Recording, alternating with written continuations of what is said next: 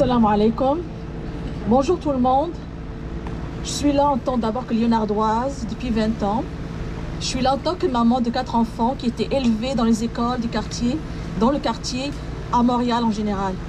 J'ai d'autres chapeaux, je vais vous en parler, mais je suis là au nom d'aucun de ces chapeaux-là. Mais c'est bien de les mentionner pour vous montrer le travail qu'on fait pour aider et les jeunes et les familles.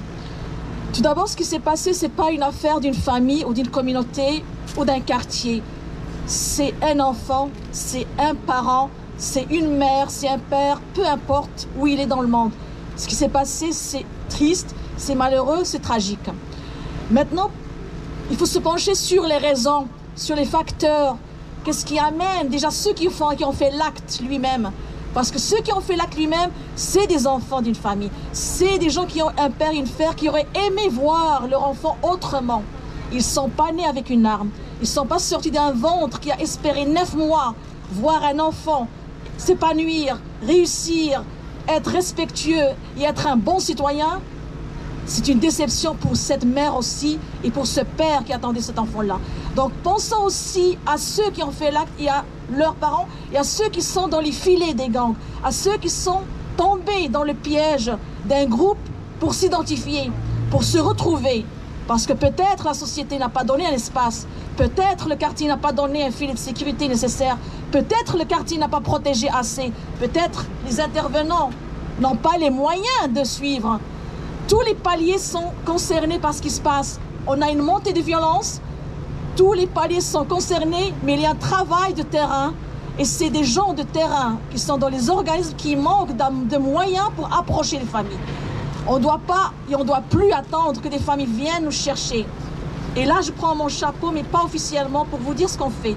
Dans un collectif jeunesse du quartier où vous êtes actuellement, on a travaillé sur des filets de sécurité, on a travaillé sur les idéologies violentes.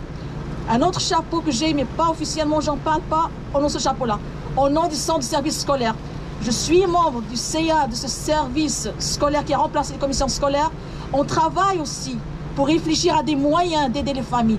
Il n'y a pas que l'académique dans ce qu'on fait au niveau scolaire. Il y a tout ce qui est enfant, épanouissement, socialisation. On essaie, mais il y a une chose que j'aimerais dire. Donner les moyens aux gens qui sont avec des liens de confiance avec des communautés touchées. Donner les moyens à ceux qui parlent le langage de ces parents-là, qui ont les susceptibilités comme ces parents-là. Aidez-les. Il y a quelques mois, j'étais dans une marche à Montréal-Nord. Et là, je salue les mamans de Montréal-Nord qui sont avec nous. On a marché, on a dit non à la violence. On a été dans des rencontres avec les postes du quartier. On est en train de prendre des initiatives. Vous avez un bâtiment ici qui est à Tawhid. En 2015, on était là. On a lancé un plan d'une fondation.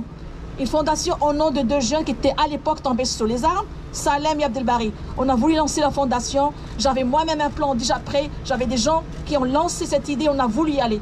Malheureusement, je relance l'idée. Appuyer ces initiatives de mamans, de parents et d'organismes qui sont sur le terrain.